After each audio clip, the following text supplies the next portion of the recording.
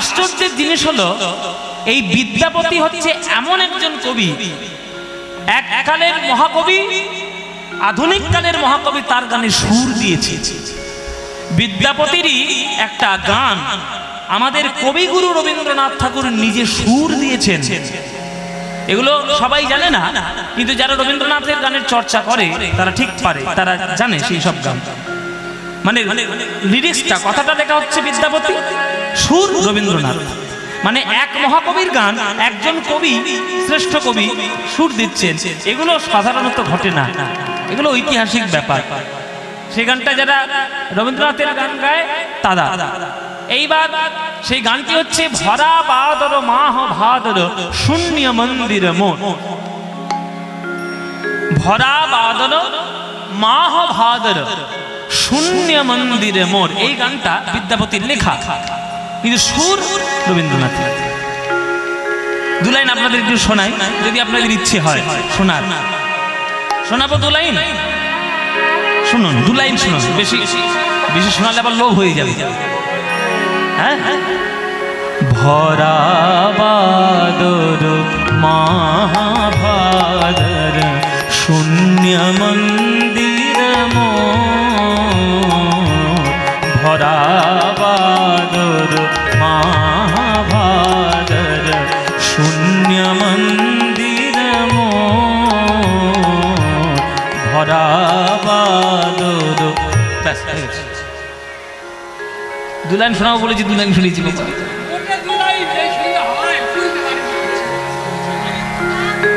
আবার গাইবো? এই দেখো, আচ্ছা গানটা সম্বন্ধে বলে দিই। গানটা হচ্ছে বর্ষা অভিসারের গান বা বর্ষা আক্ষেপের গান। হ্যাঁ, ভরা বাদর, বাদর মানে বর্ষাকাল, মাহা, মাহা মানে মাস, ভাদর মানে ভাদ্র মাস। ভাদ্র মাসকে কাব্যিক সুরে বা কাব্যিক ছন্দে ভাদর বলে। হ্যাঁ, ভাদর মাস। তাহলে ভরা বাদর মানে ভরা বর্ষায়, মাহা ভাদর মানে ভাদ্র মাসে, শূন্য মন্দিরে মোর। চারিদিকে বৃষ্টি হচ্ছে, কিন্তু আমার হৃদয় মন্দিরটা শূন্য। সেই ভাদ্র মাসের অবস্থা কেমন? ঝঞ্ঝাঘন গর্জন্তি সন্ততি ভুবন ভারি ভারি খন্তিয়া কান্ত পাহুন বিরহ দারুণ সঘনে খর সরহন্তিয়া। ঝঞ্ঝাঘন গর্জন্তি সন্ততি ভুবন ভারি ভারি খন্তিয়া। আস্তে গান তো আমি গাইছি, যদি আপনারা না শোনেন অন্য মনস্ক হলে আপনাদের লস। ঝঞ্ঝাঘন গর্জন্তি সন্ততি, চারিদিকে ঝড় বৃষ্টি প্রবল। ভুবন ভারি ভারি খন্তিয়া, সারা বিশ্ব ব্রহ্মাণ্ড জুড়ে বৃষ্টি হচ্ছে। কান্ত পাহুন বিরহ দারুণ, আমার কান্ত, আমার প্রাণনাথ অনেক দূরে, তার জন্য বিরহ আমার হৃদয় পুড়িয়ে দিচ্ছে। সেই পুড়িয়ে দিচ্ছে ওই এক একটা বৃষ্টির ফোঁটা যেন একেবারে বানের মতো এসে আমার হৃদয়ের মধ্যে লাগছে, এমন প্রেমের গান। ঝঞ্ঝাঘন গর্জন্তি সন্ততি ভুবন ভারি ভারি খন্তিয়া কান্ত পাহুন বিরহ দারুণ সঘনে খর সরহন্তিয়া। কুলিশ শত শত পাত মোদিত ময়ূর নাচত মাতিয়া। ময়ূর নাচত ময়ূর নাচত ময়ূর নাচত মাতিয়া। আকাশে যখন মেঘ করে কার আনন্দ বেশি হয়? কার আনন্দ বাবা? ময়ূরের। ময়ূর তখন কি করে? পেখম তুলে নৃত্য শুরু করে। তাহলে বৃষ্টি হচ্ছে বলে ময়ূরের কত আনন্দ, কেননা বৃষ্টিকে সে ভালোবাসে, মেঘকে সে ভালোবাসে। কিন্তু আমি যাকে ভালোবাসি তিনি আমার হৃদয়ের মধ্যে নেই, তিনি আমার কুঞ্জে নেই, তাই আমার হৃদয়টা বিরহে দারুণ জ্বর। কুলিশ, কুলিশ মানে বিদ্যুৎ, বজ্রপাত। কুলিশের শত শত পাত মোদিত, শত শত বিদ্যুৎ পড়ছে। কুলিশ শত শত পাত মোদিত ময়ূর নাচত মাতিয়া।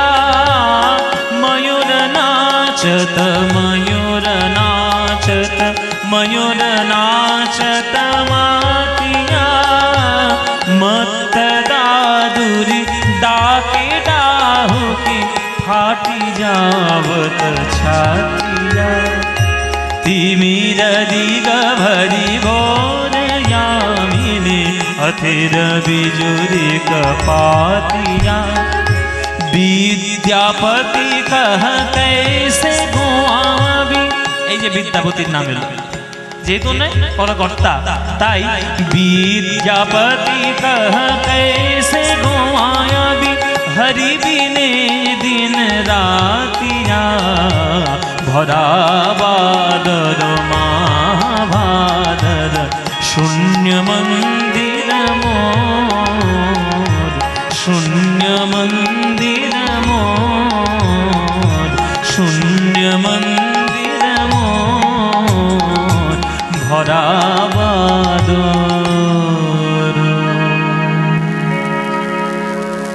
लेखा विद्यापति সুর রবীন্দ্রনাথ। এক শ্রেষ্ঠ কবি লিখেছেন, এক শ্রেষ্ঠ কবি সুর দিয়েছেন। ঐতিহাসিক ঘটনা এগুলো হয় না সারা সচরাচর। সেই বিদ্যাপতির জীবন কথা আজকে আমরা আস্বাদন করব। কেমন তার জীবন, কার কার করুণায় তিনি জগতে শ্রেষ্ঠ হলেন, সব ঘটনা আজকে যতটুকু আমার সময় হবে সেই সময় বলে দেব। চলুন মায়েরা, চলুন বাবা, তার জন্ম কথায় যাওয়া যাক। বাড়ি কোথায়? বাড়ি হচ্ছে মিথিলা রাজ্যের বিসফি গ্রাম। আমি কিন্তু গান গাইছি, আমি কিন্তু প্রশ্ন করব তোমাদের, কারণ আমি গলা ফাটিয়ে চিৎকার করবো, তোমরা বসে বসে অমনোযোগী হবে না। কেমন শুনছো না শুনছো সব আমি হিসেব বুঝে নিয়ে ছাড়বো। কিন্তু মিথিলা, মিথিলা বললেই একজনের কথা, মিথিলার নাম সম্পর্কে আমাদের মাথায় মধ্যে চলে আসে। মিথিলা বললেই তার কথা মনে পড়ে, তার নামটা মনে আসে। কে বাবা? বাবা, হ্যাঁ একদম ঠিক, মিথিলার রাজা জনক রাজা। এই জনক রাজা কার বাবা? সীতা মায়ের বাবা। তাহলে রামচন্দ্রের কে হয়? শ্বশুর মশাই। তাহলে রামচন্দ্রের শ্বশুর বাড়ি হচ্ছে মিথিলা। এই মিথিলাটা কোন জায়গায়? উত্তর বিহারের অংশ, মানে বিহারের উত্তর দিকে, নেপালের বর্ডারের দিকে গেলে এই মিথিলা রাজ্যটা পড়ে। এই মিথিলা রাজ্যের মধ্যে বা মিথিলা দেশের মধ্যে, প্রদেশের মধ্যে বিসফি বলে একটা গ্রাম আছে। অনেকে বলে বিসফি, অনেকে বলে বিসফি, যে যেমন উচ্চারণ করতে পারে। সেই বিসফি গ্রামে একজন ব্রাহ্মণ ছিলেন, গণ্যমান্য শ্রদ্ধেয় ভক্ত মানুষ, ব্রাহ্মণ সন্তান। তার নাম হচ্ছে গণপতি ঠাকুর। কি বললাম মায়েরা? হ্যাঁ, গণপতি ঠাকুর। মুখস্থ করে রাখবে, এমন করে মুখস্থ করবে যাতে বিদ্যাপতির পালাটা তোমরা সামনের বছর গাইতে পারো। এরকম করে মুখস্থ করে নেবে, কেমন? চলো। বাবার নাম হচ্ছে গণপতি ঠাকুর, মায়ের নাম জানি না। জানি না বাবা, শুধু আমি নয়, গুগল পর্যন্ত জানে না। ওনার মায়ের নামটা পাওয়া যায় না, ওনার মায়ের নামটা বিলুপ্ত হয়ে গেছে। মায়ের যে কি নাম পাওয়া যায় না। আপনারা গুগল করে দেখে নিতে পারেন, কবি বিদ্যাপতি সার্চ করবেন, দেখবেন বাবার নামটা আসবে কিন্তু মার নাম আসবে না। বাবার নাম হচ্ছে গণপতি ঠাকুর। রিসার্চ করা হচ্ছে, যদি জানা যায় তার মায়ের নাম বলে দেওয়া হবে, জানিয়ে দেওয়া হবে। এই গণপতি ঠাকুর এমন একজন ব্রাহ্মণ যাকে দেখলেই পাড়ার লোকেরা শ্রদ্ধায় মাথা নিচু করে চলে যায়। এক একজন পাড়াতে থাকে বাবা, তাকে দেখলেই সবাই শ্রদ্ধা করে। জীবনে সেই কাজ করুন যে পাড়ার লোকেরা যেন শ্রদ্ধায় মাথা নিচু করে। এমন কাজ করবেন না যাতে পাড়ার লোকেরা বলে মরেছে ভালোই হয়েছে। এরকম কিছু কিছু লোক থাকে, জ্বালানো লোক, জ্বালা ধরানো লোক কিছু কিছু পাড়ায় থাকে, যারা মরলে পাড়া প্রতিবেশীরা বলে মরেছে ভালোই হয়েছে, জ্বালিয়ে জ্বালিয়ে খাচ্ছিল, এরকম করে। কিন্তু এমন কিছু লোক থাকে যাদের দেখলেই শ্রদ্ধা মাথা নিচু হয়ে যায়। সেই বিসফি গ্রামে জন্মগ্রহণ করলেন গণপতি ঠাকুরের ঘরে আমাদের মহাকবি, বৈষ্ণব জগতের শিরোমণি, এক বিরাট বড় ব্যক্তিত্ব বিদ্যাপতি কবি। বিদ্যাপতি জন্মিল গণপতির ঘরে, বিদ্যাপতি জন্মিল গণপতির ঘরে, বিদ্যাপতি জন্মিল গণপতির ঘরে, বিদ্যাপতি জন্মিল গণপতির ঘরে, বিদ্যাপতি জন্মিল গণপতির ঘরে। আরে পাড়া প্রতিবেশীর মনে আনন্দ না ধরে, পাড়া প্রতিবেশীর মনে আনন্দ না ধরে। আহা উলুধ্বনি শঙ্খধ্বনি করে নারীগণ, উলুধ্বনি শঙ্খধ্বনি করে নারীগণ, উলুধ্বনি শঙ্খধ্বনি করে নারীগণ, উলুধ্বনি শঙ্খধ্বনি করে নারীগণ। আরে বাহু তুলে জয়ধ্বনি দেয় ভক্তগণ, হরি হরি বল। জয়ধ্বনি দেয় ভক্তগণ, বাহু তুলে জয়ধ্বনি দেয় ভক্তগণ। আনন্দ আর ধরে না, আনন্দ ধরে না, ওই বিদ্যাপতির জন্ম হেরে আনন্দ আর ধরে না, বিদ্যাপতির জন্ম হেরে আনন্দ ধরে না। বিদ্যাপতির জন্ম হেরে হরি হরি হরি বলো ভাই, বিদ্যাপতির জন্ম হেরে হরি হরি হরি বলো, বিদ্যাপতির জন্ম হেরে হরি হরি হরি বলে, বিদ্যাপতির জন্ম হেরে হরি হরি হরি, বিদ্যাপতির জন্ম হেরে হরি হরি হরি বলে। আনন্দ ধরে না, আনন্দ ধরে না, আনন্দ ধরে, আনন্দ ধরে না। আনন্দ ধরে। বিদ্যাপতির জন্ম হয়েছে বাচ্চা ছেলে গণপতির ঘরে। আরে আমাদের ঠাকুর মশাইয়ের একটা ছেলে হয়েছে, ছেলে হয়েছে মানে পণ্ডিত হবে, পণ্ডিত হবে মানেই বামন হবে। তা বামন যখন হবে চল না ছেলে, আরে যাচ্ছে, তা বলে তো তুই বলবি বলবি, ঠেলা ঠেলি করছিস কেন এরকম করে? ও মায়েরা, তোমাদের পাড়া গ্রামে যদি একটা ছেলে হয় আনন্দ হয় না?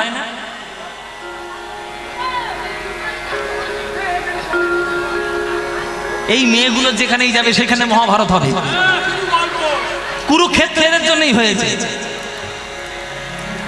আসবে দেরি করে, বাড়ির চাবি একজনকে দেবে, বসবে এখানে মাটির মধ্যে, নানান রকম যাবে। চুপ করে বসো। যারা প্রসাদ পায় না বাইরের ভক্তরা, বাইরের ভক্তদেরকে বলছি যারা প্রসাদ পাননি দয়া করে প্রসাদ পাবেন, প্রসাদ পেয়ে ঘরে মোটেও যাবেন না, এইখানে আসবেন, খেয়ে দিয়ে এবার এসে বসো। কেননা আমাদের পরে আবার রাসলীলা শুরু হবে, দারুণ ব্যাপার। হ্যাঁ, আজকে একবারে শেষ রাত তো। তো যাই হোক, পাড়া প্রতিবেশীতে যদি একটা ছেলে হয় মায়ের আনন্দ হয় তো? কি গো মায়ের আনন্দ হয়? আর যদি মেয়ে হয়, কেউ যদি একবার বলেছেন না আনন্দ হয় না, তাকে আমি দেখে নেব। হ্যাঁ, ছেলে হলেও যেমন আনন্দ হবে, মেয়ে হলেও সেই একইভাবে আনন্দ হবে। আমরা যদি ছেলেদেরকে নারায়ণ বলেই বলি, তাহলে মেয়েরা লক্ষ্মী, তাহলে সবার ক্ষেত্রে আনন্দ। তা ঠাকুর মশাইয়ের একটা ছেলে হয়েছে তো আনন্দ হবেই, ব্যাপার দারুণ ব্যাপার। সবাই মিলে আনন্দ করে দেখতে গেল। গণপতি ঠাকুর নিমন্ত্রণ দিয়ে দিলেন যে ঠিক আগামী 6 মাস পর আমার ছেলের অন্নপ্রাশন। এই অন্নপ্রাশনে আজকে যখন আপনারা সবাই এসেছেন, পুরো গ্রামটাকেই আমি নিমন্ত্রণ করলাম, আপনারা আমার বাড়িতে আসবেন, ভোজন গ্রহণ করে যাবেন, আর আমার ছেলেটাকে প্রাণ ভরে আশীর্বাদ করে যাবেন। ছেলেটা যাতে মানুষের মতো মানুষ হয়। অন্নপ্রাশনের নিমন্ত্রণ চলে এসেছে। ও মায়েরা, তোমাদের দিকে অন্নপ্রাশন হয় তো? এই অন্নপ্রাশনের দিনে একটা নিয়ম আছে, একটা সংস্কার আছে। আমি জানি না আপনাদের এদিকে হয় সেটা কিনা। ওই বড় তামার পাত্র বা বড়ই বারকস আর কি, ওর মধ্যে বিভিন্ন রকম জিনিসপত্র সাজিয়ে, মানে মাটি, টাকা, ধান, চাল, কলম, বই, সোনা, এগুলো সব রেখে দেওয়া হয় ছেলে। হয় আপনাদের দিকে হয়? হ্যাঁ, হয় না? মানে ছেলে যেটা ধরবে সেটাই বড় হয়ে হবে, এইরকম আর কি একটা ধারণা। তো বিদ্যাপতির বাড়িতে সবাই অন্নপ্রাশনে গেছে, সবার মনে একটাই আশা, ওই একটা ভালো একটা সংস্কার, বলে ওটা দেখবো। বিদ্যাপতি কি ছোয়, ওই বাচ্চা ছেলেটা কি ছোয় আমি দেখবো, সবাই মিলে দেখবে। পুরো একটা বড় থালার মধ্যে একদিকে রাখলো ভাগবত, একদিকে রাখলো ধান, দুধ, সোনা, টাকা পয়সা, সমস্ত কিছু মাটি ফাটি সাজিয়ে বিদ্যাপতির কাছে ঠেলে দেওয়া হচ্ছে। হরি বল বাবা। যার হয় তার চারেই হয়, আর যার হবার নয় তার 4 লক্ষতেও হবার নয়। অন্নপ্রাশনের দিন ওই বাচ্চা ছেলে যখনই থালাটা এগিয়ে দেওয়া হয়েছে, সোনা চকচক করছে, ঘাসও সবুজ চকচক করছে, ধানও চকচক করছে, মাটিও রয়েছে, সোনার মোহরও আছে, কোনো কিছুই ওই বাচ্চা ছেলেটি, শিশুটি স্পর্শই করলো না। যতবারই থালাটা এগিয়ে দেওয়া হয়, ওই বাচ্চা ছেলেটি শ্রীমদ্ ভাগবতের উপরে গিয়ে ঝাঁপিয়ে পড়ছে। যতবার এগিয়ে দেওয়া হচ্ছে ততবার ঝাঁপিয়ে পড়ছে। এইটা দেখে আশেপাশের নিমন্ত্রিত বৈষ্ণবগণ আনন্দে তাদের চোখ থেকে জল ঝরছে। ওরে গণপতি, ভাগ্য করে ছেলে পেয়েছিস। তোর ছেলে সোনা ছুঁইল না, টাকা ছুঁইল না, ধান ছুঁইল না, বারে বারে তিনবার ওই ভাগবতের উপরে ঝাঁপিয়ে পড়ছে।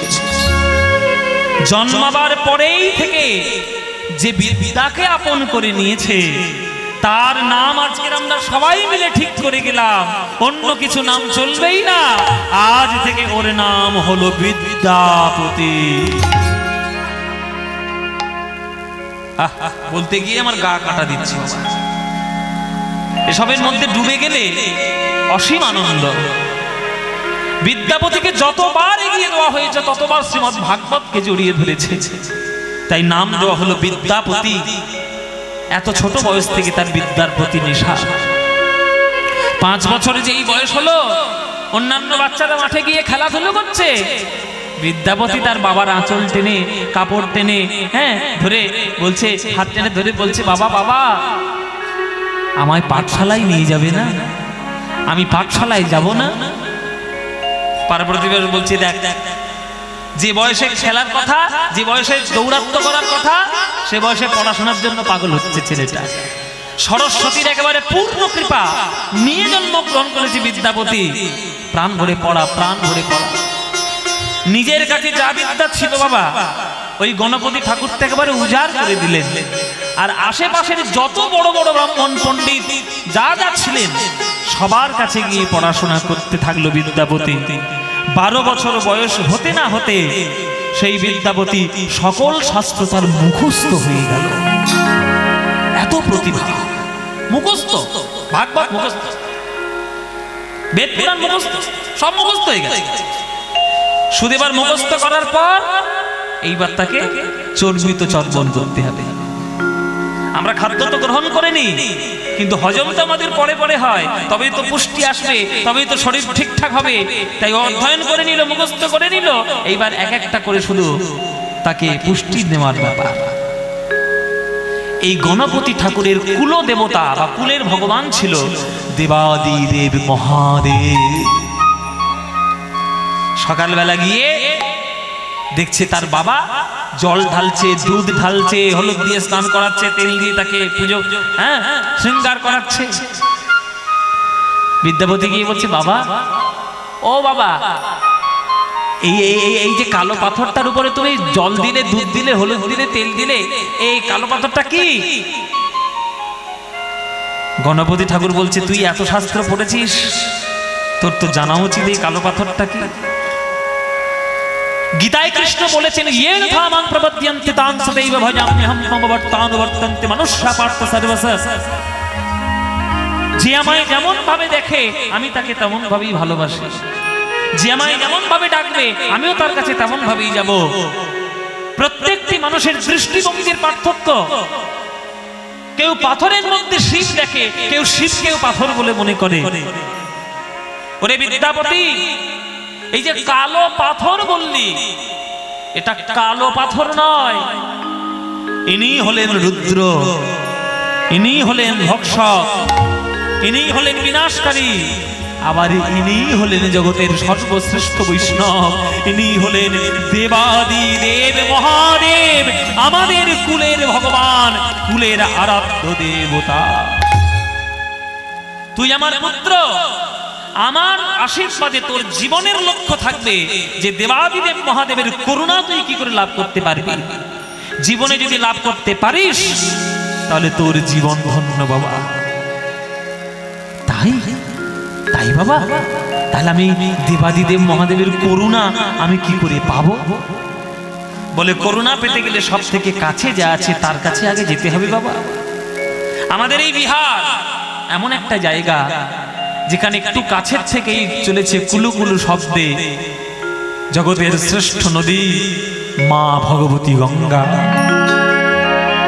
গঙ্গার জলে যা, একবার ডুব দে, গঙ্গার কাছে মনের কথা প্রকাশ কর।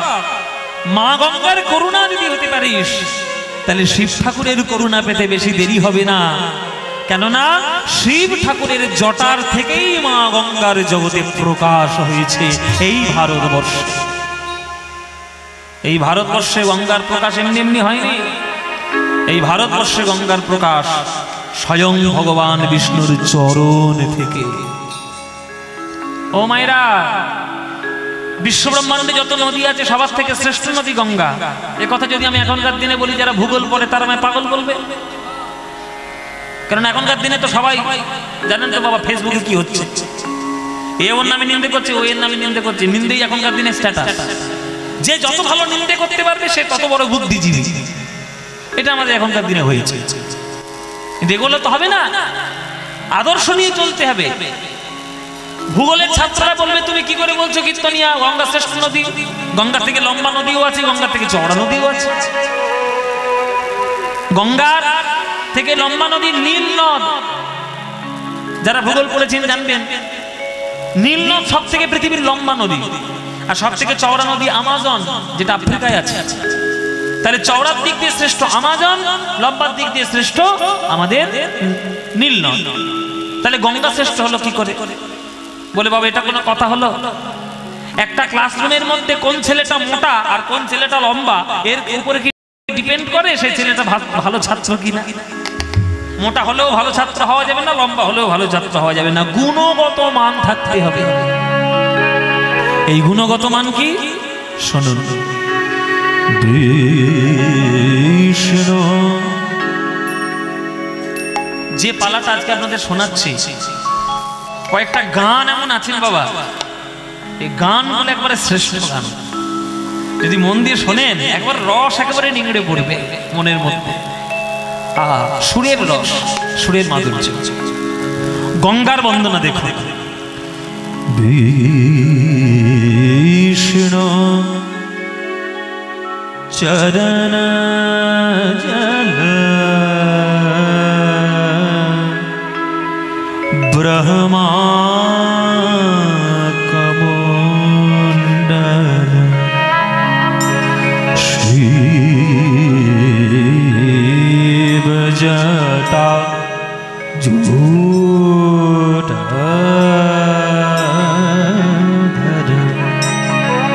দেবী গঙ্গে।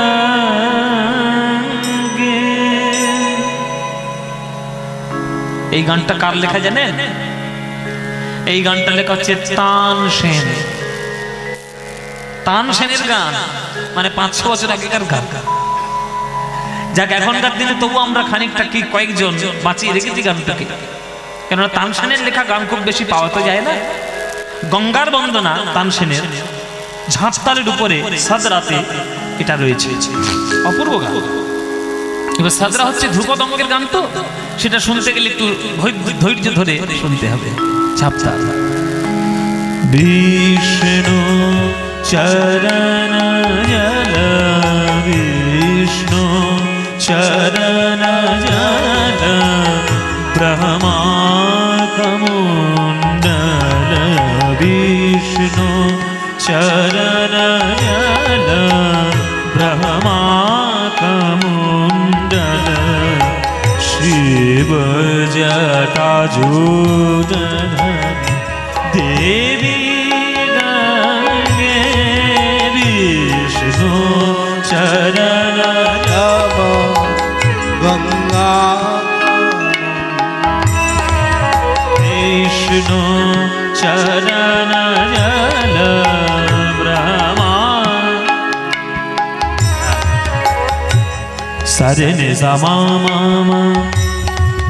মা পানে নে পানে নে পা মা পা গা গা গা গা গা গা মা পানে পানে নে পা গা গা মা পানে পানে সা মা মা মা রে রে রে সা নি সা নে পা মা মা পা গা গা গা গা মা মা রে সা গা গা মা মা রে সা গা মা রে সা। বিষ্ণু চরণ ধিন না তক ধিন ধিন না তিন না তক ধিন আদে ধিন ধাগ তারে কে তাক ধিন ধিন তাক ধিন ধিন ধিন না ধিন না ধিন ধিন না।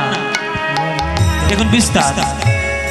চরণ জল चरण जन जन जन जन जन विष्णु चरण जन विष्णु चरण जन विष्णु ब्रह्मा कमंडल विष्णु चरण जन ब्रह्मा कमंडल कमंडल विष्णु चरण जन देवी गंगे देवी गंगे देवी गंगे विष्णु चरण जन पानी समा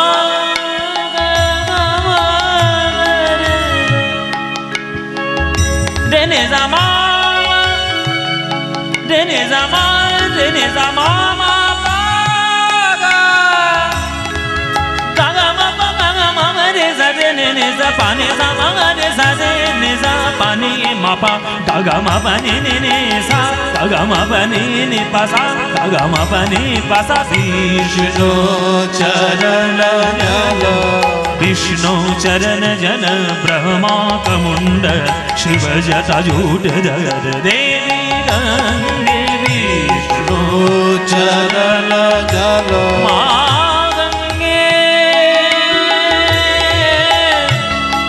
देवी गंगे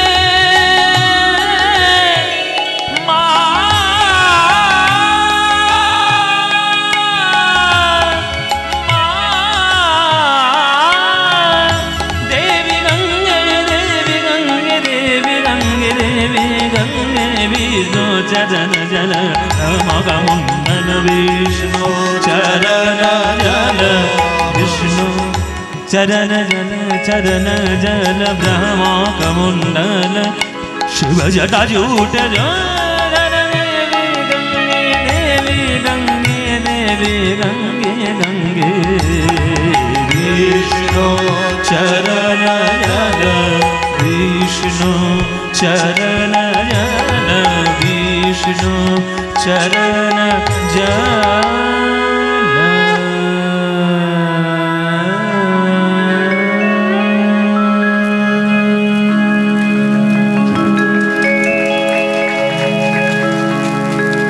শাস্ত্রীয় সঙ্গীতের ব্যাপার তো এর মধ্যে রসালি আলাদা। তাহলে বিদ্যাপতি তোর এবার উদ্দেশ্য হবে গঙ্গার জলে যাওয়া। গঙ্গা মায়ের বন্দনা শুনে বিদ্যাপতির হৃদয়ের মধ্যে এবার ভক্তির প্রকাশ হচ্ছে। একজনের প্রতি যখন শ্রদ্ধা যখন বাড়ে তখন আপনার হৃদয়টা গুরু গম্ভীর কম্পিত হয়। তাকে আপনি কখন দেখবেন না সেই ভক্তির স্রোতটা ঝরে পড়বে। বিষ্ণুর চরণ থেকে গঙ্গার উৎপত্তি, বিদ্যাপতির মনের মধ্যে স্রোত বইছে। বাবার মুখের কথা যখন সত্যি, তাহলে গঙ্গার জলে আমায় স্নান করতে হবে। বেরিয়ে পড়ল গঙ্গা মায়ের চরণে।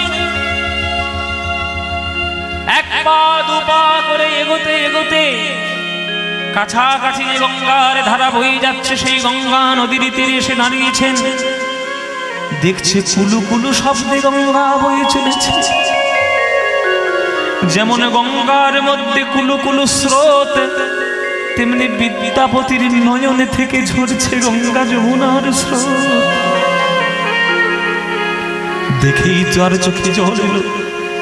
মা, বিষ্ণুর চরণ থেকে তোমার উৎপত্তি মা, শিব ঠাকুরের জটায় তোমার প্রকাশ মা, ব্রহ্মার কমণ্ডলের মধ্যে তোমার আশ্রয়স্থল মা। আজ তুমি আমার চোখের সামনে থেকে বয়ে যাচ্ছ মা। মুহূর্তের মধ্যে তোমার সঙ্গে আমার এমন আত্মিক সম্পর্ক তৈরি হয়ে উঠলো, যখন তোমার ছেড়ে চলে যখন আমি যাব তখন আমি কেমন করে যাব, সে কথাটা ভাবতেই আমার বুকটা গুরু কম্পিত হচ্ছে।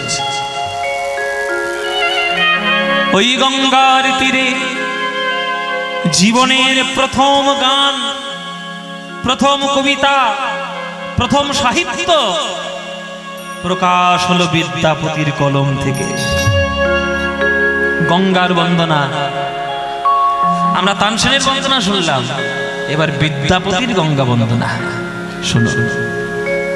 বড় সুখ সাবর आवल तू आती रे,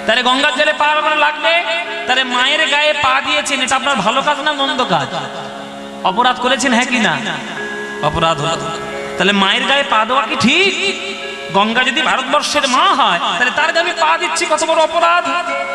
কিন্তু এই অপরাধ থেকে একটা মুক্তির উপায়ও আছে। আইন যেমন আছে, আইনের ফাঁকও তেমনি আছে। তাহলে ফাঁকটা কি, নিয়মটা কি, আমি যদি আপনাদের বলে দিই আপনারা কি পালন করবেন? হ্যাঁ কি না?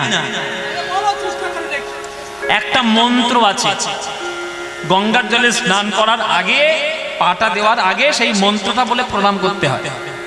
হ্যাঁ, আগে গঙ্গার জলটা নিয়ে মাথায় দিবেন আর প্রণাম করবেন এই মন্ত্রটা বলে। মন্ত্রটা জানেন কি?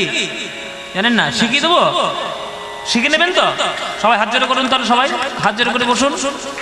তালি দিতে বলিনি, হাত জোড় করতে বলেছি। হাত জোড় করে বসুন, আর আমি যেমন যেমন বলছি আমার সঙ্গে বলতে থাকুন। বলবেন, জোরে জোরে বলবেন। বলুন, ওম। যা, সব ফুস হয়ে গেছে। রাত 11:30 বাজে। কি গো মায়েরা, কি হলো? জোরে জোরে বলতে হবে তো। বলো, ওম নমঃ সদ্যপাতক সংহন্ত্রী সদ্য দুঃখ বিনাশিনী সুকদা মোক্ষদা গঙ্গা গঙ্গৈব পরমাগতিম। মনে থাকবে তো? কেমন মুখস্থ করেছে বলো, আবার শোনাও দেখি। বলে বাবা মন্ত্র বলতে বলেছে, তুমি 1 কিলোমিটার লম্বা মন্ত্র বলছো, এর মনে থাকবে? মনে থাকবে না, থাকবে না, থাকবে না। তোমার তোমার মন্ত্র মনে থাকবে না, সেটা কি হবে? ছোট ছোট। তাহলে একটা শর্ট মন্ত্র আছে, সেটা বলবো। শর্ট মন্ত্রটা বলি, কিচ্ছু করতে হবে না। জলটা হাতে নেবেন আর মাথায় যখন দেবেন তখন বলবেন নমো গঙ্গে নমো গঙ্গে নমো গঙ্গে। এইটা বলতে পারবেন তো? বলে হয়, এইটা বলতে পারবো। আমার কথা হলো, আপনি বড় মন্ত্র বলুন আর ছোট মন্ত্র বলুন, স্নানটা করার আগে তার জলটা মাথায় দিয়ে আগে শ্রদ্ধাটা জানান। শ্রদ্ধাবান লভতে জ্ঞানম। শ্রদ্ধাবান যে হবে সেই জ্ঞান লাভ করবে।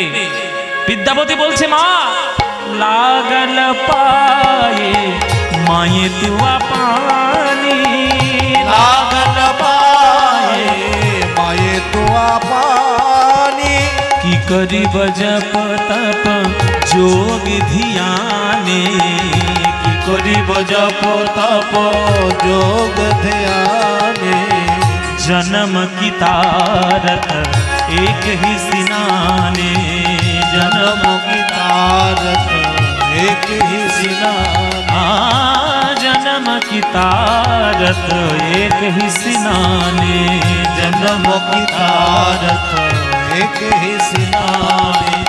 भणय विद्यापति समझहु तो, ये भणय विद्यापति समझो तो, अंत काले जनी बिसरी हमोहे, अंत काले जनी बिसरी मोहे।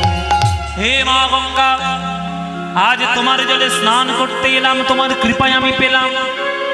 আজ আমার মনের কথা তোমার কাছে জানিয়ে গেলাম। আর জানানো হয় কি না হয়, যেদিন ইহ জগতের কার্য সমাধা করে, যখন সকল কার্যের অবসান ঘটিয়ে এই জগতে ছেড়ে আমি ওই জগতে চলে যাব, মা গো এক বিন্দু কৃপা রূপে আমার মুখে এসে আমার জীবনটিকে ধন্য করে দিও। আমাদের হিন্দু শাস্ত্রে, সনাতন শাস্ত্রে মরে যাওয়ার সময় কি জল মুখে দিতে হয়? গঙ্গা। ওই জন্য শ্রাদ্ধের কার্ডে লেখা থাকে ওম গঙ্গা, লেখা থাকে না, গঙ্গা গঙ্গা প্রাপ্ত হয়েছে। কেননা যে গঙ্গা বিষ্ণুর চরণ স্থল থেকে প্রকাশিত হয়েছে, জন্ম নিয়েছে, তার এক বিন্দু যদি কেউ পেতে পারে, আমাদের ধারণা, আমাদের বিশ্বাস যে আমরা পাবন হবই, আমরা পূর্ণবান হবই। তাই বিদ্যাপতি বলছে, ভর্ণয় বিদ্যাপতি সমাজও তোয়, অন্তকালে জানি বিসরি हमोय। যেদিন জগৎ ছেড়ে চলে যাব, জগতের কার্য সম্পূর্ণ করব, এই জগৎ ছেড়ে যেদিন আমি বিদায় হব, মা আজ তোমার চরণে প্রার্থনা জানিয়ে গেলাম, সেদিন চরণ ছাড়া করো না, চরণ ছাড়া করো না, সেদিন চরণ ছাড়া করো না, চরণ ছাড়া করো না, যেদিন জগৎ ছেড়ে চলে যাব চরণ ছাড়া করো না, ওই জগৎ ছেড়ে চলে যাব চরণ ছাড়া করো না। যেদিন জগৎ ছেড়ে চলে যাব হরি হরি হরি বলে জগৎ ছেড়ে চলে যাব, হরি হরি হরি বলে জগৎ ছেড়ে চলে যাব, হরি হরি হরি বলে জগৎ ছেড়ে চলে যাব, চরণ ছাড়া করো না, চরণ ছাড়া করো না। সদ্য পাতক সংহন্ত্রী সদ্য দুঃখ বিনাশিনী সুখদাম সদা গঙ্গা গঙ্গেব পরমাগতি জয় দেবী গঙ্গে দেবী গঙ্গে দেবী গঙ্গে।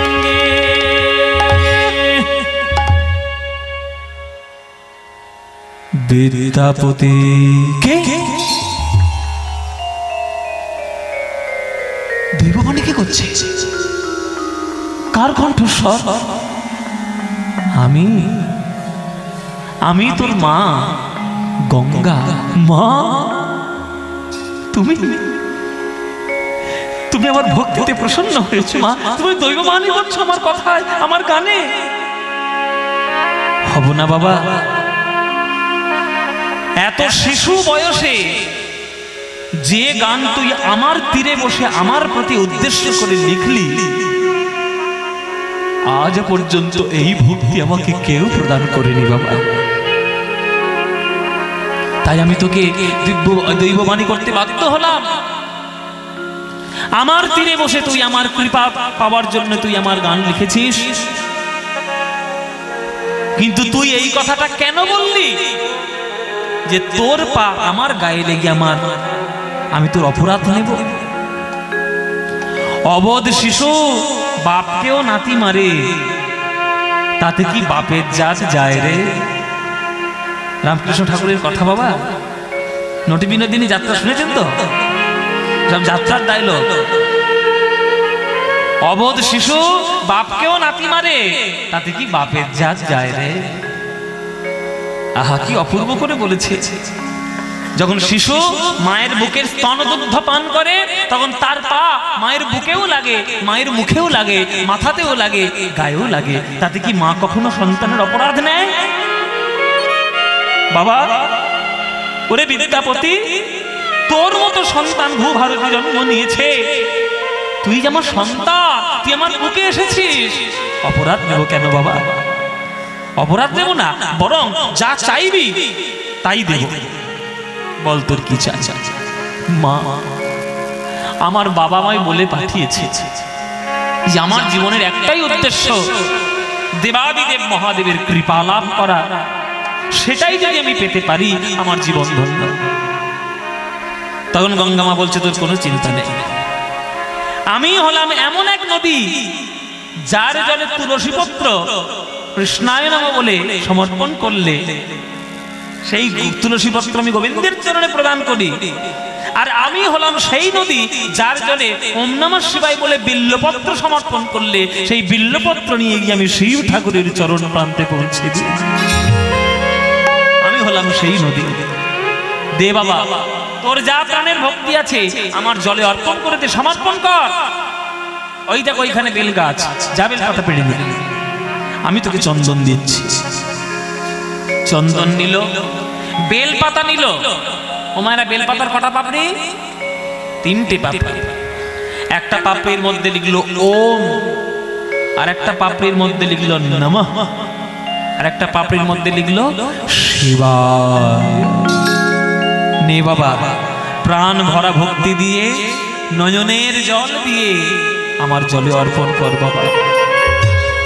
গঙ্গার জলে বিদ্যাপতি সেই বিল্লপত্র ওম নমঃ শিবায় লিখে সমর্পণ করছেন। ওম নমঃ শিবায়, ওম নমঃ শিবায়, ওম নমঃ শিবায়, ওম নমঃ শিবায়, ওম নমঃ শিবায়,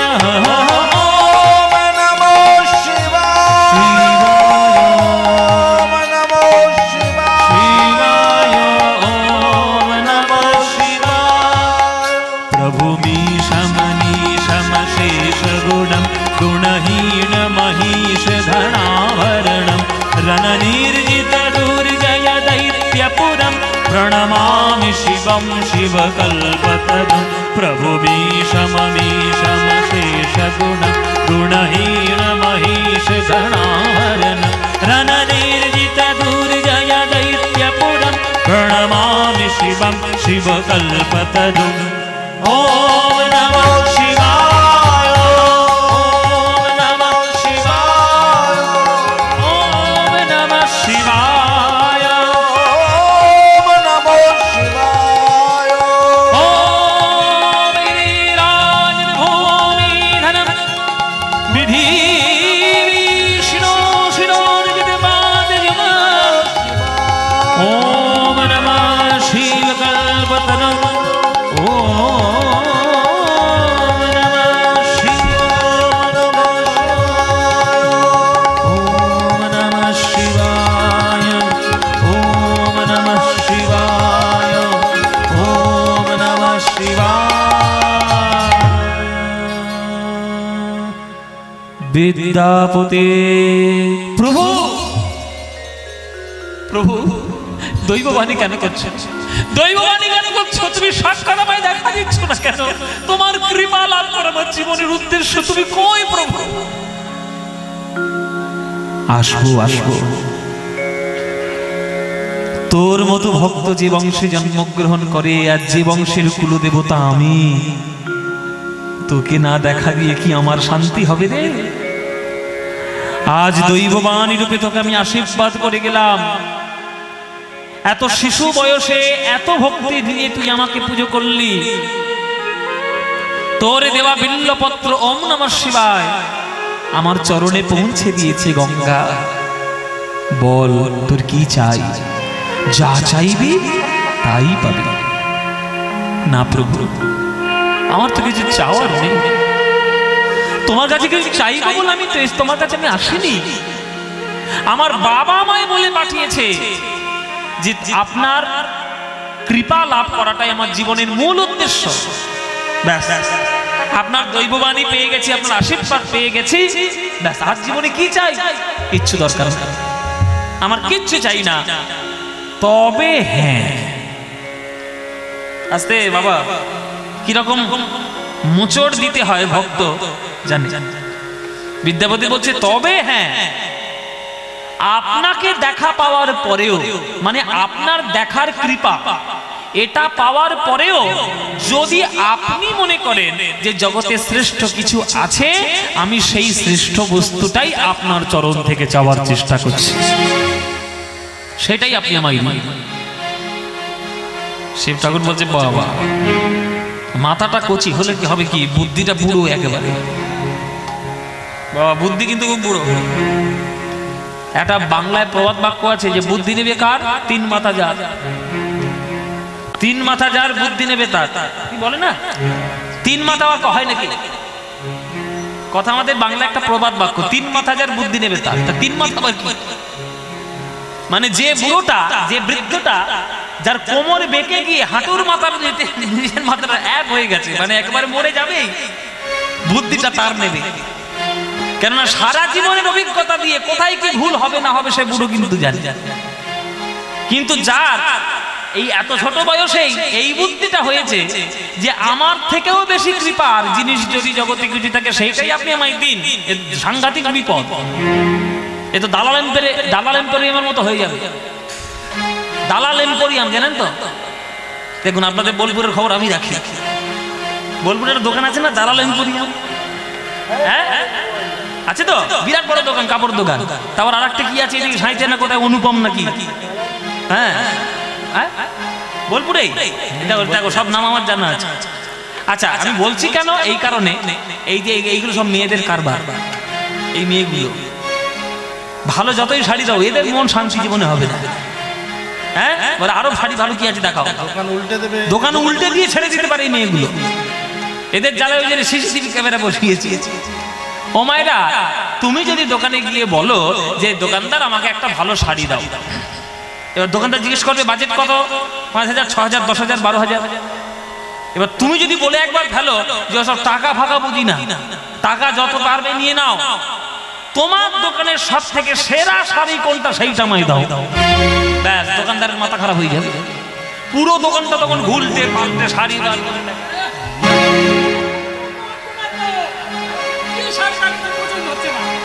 এত শাড়ি দেখালাম তো পছন্দ হচ্ছে না, সারা দোকান উল্টে দিল। সারা দোকান উল্টে দিলেও হবে না। এই বুদ্ধিটা করেছে বিদ্যাপতি। বিদ্যাপতি বলছে আপনার কৃপা পাওয়া জীবনের লক্ষ্য ছিল, পেয়ে গেছি, আর আমার কিছু দরকার নেই। আপনি যদি মনে করেন আপনার থেকেও দেখা পাওয়ার কিছু আছে বা কৃপা পাওয়ার কিছু আছে, সেইটা আমায় দিন। শিব ঠাকুর বলছে তা আচ্ছা বিপদে পড়ল কেন? এই কথা বলতে গেছি তা কি জানি বাবা। শোন বিদ্যাপতি, একটা জিনিস কিন্তু জগতের সর্বশ্রেষ্ঠ, কিন্তু সেইটা আমি তোকে দিতে পারবো না। তুমি তো বললে বাবা এক্ষুনি দেবে না, মানে দিতে পারবো না বলতে ওই জিনিসটাই আমার কাছে নেই। তার কার কাছে আছে? বলে ওটা তোর আমার গিন্নির কাছে আছে, তোর মার কাছে আছে। জানিস তো বাবা, আমিও সংসারী মানুষ, দুটো ছেলে, যা হয়েছে তাদের জ্বালায় জ্বালায় একবার জ্বলে যাচ্ছি, আর একজন হাতির মাথায় মাথায় নিয়ে ঘুরে বেড়াচ্ছে। বলিস একজন হাতির মাথা নিয়ে ঘুরে বেড়াচ্ছে, হ্যাঁ, আর দিন না শুধু লাড্ডু গিলছে, আর আরেকজন শুধু ময়ূর নিয়ে ফরফর করে ঘুরে বেড়াচ্ছে। এইসব ছেলে মেয়েগুলোর পাল্লায় পড়লে সংসার হয়? আমিও তো সংসারী মানুষ, হ্যাঁ। আর যতই আমি হম্বি তম্বি করি না কেন, কর্তা যতই হম্বি তম্বি করুন না কেন, একজনের কাছে কর্তা জব্দ।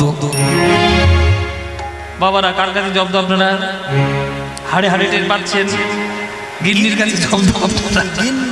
হ্যাঁ, আপনারাও যেমন টের পাচ্ছেন, আমিও নতুন নতুন টের পাচ্ছি।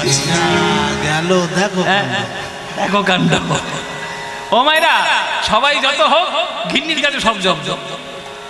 তোর মার কাছে যা, তোর মাকে জানিস? মহামায়া, ভগবান শ্রীকৃষ্ণ কারণ সমুদ্রে শয়ন করে থাকেন। কারণ সমুদ্র সাই নারায়ণ যখন মায়ার প্রতিক্ষণ করেন, মায়া হয় গর্ভবতী। মায়া কোনো সন্তান প্রসব করে না, অজস্র ব্রহ্মাণ্ড প্রসব করে। প্রত্যেকটি ব্রহ্মাণ্ডের মধ্যে একটি করে বিষ্ণুর অধিষ্ঠান, তাকে বলে গর্ভদক্ষাই বিষ্ণু।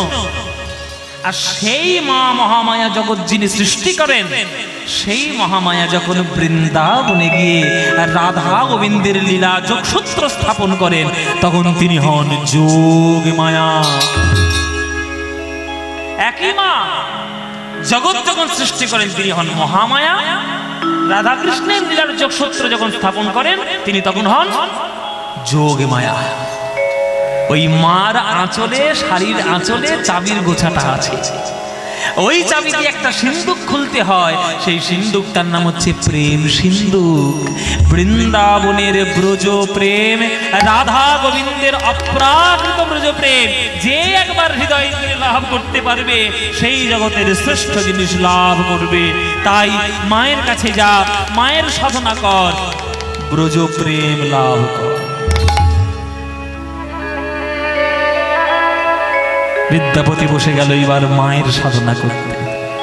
ও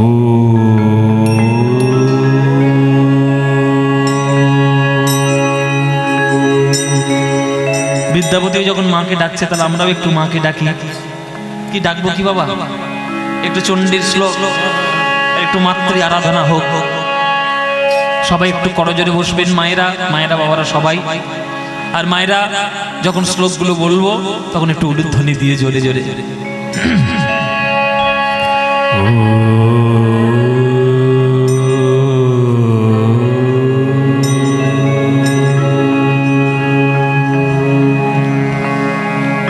ত্বং স্বাহা ত্বং স্বধা ত্বং হি বষটকার স্বরাতিমেকা সুধাতমক্ষরেণে ত্রিধা মাত্রাতিকা স্থিতা अर्धमात्रा स्थिता नित्या यानुच्चर्मा विशेषतः त्वयि विधार्यते सर्वं त्वयि तत्सृज्यते जगत् त्वयि तत्पाल्यते देवी त्वमत्सन्ति च सर्वदा विसृष्ट सृष्टिरूपा त्वं स्थितिरूपा च पालने तथा संहृतिरूपा जगतस्थ जगन्मय महाविद्या महामाया महामेधा महाश्रुतिः महामोहा च भवति महादेवी महाशूरि प्रकृतिस्त्वं हि गुणस्य सर्वत्र विभावेन कालरात्रि रात्रि महारात्रि महोरात्रिश्च दारुणा त्वं ह्रीं त्वमीश्वरी त्वं ह्रीं त्वं बुद्धिपदलक्षणा लज्जा पुष्टि तथा तुष्टि त्वं शान्ति कान्ति देवज खड्गिनी शूलिनी घोरा गदिनी चक्रिणी तथा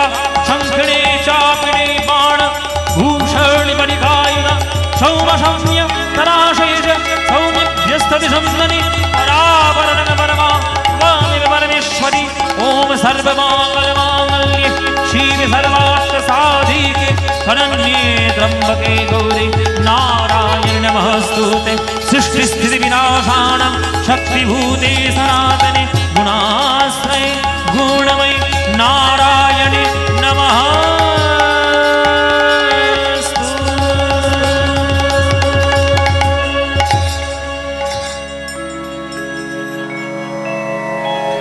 Ma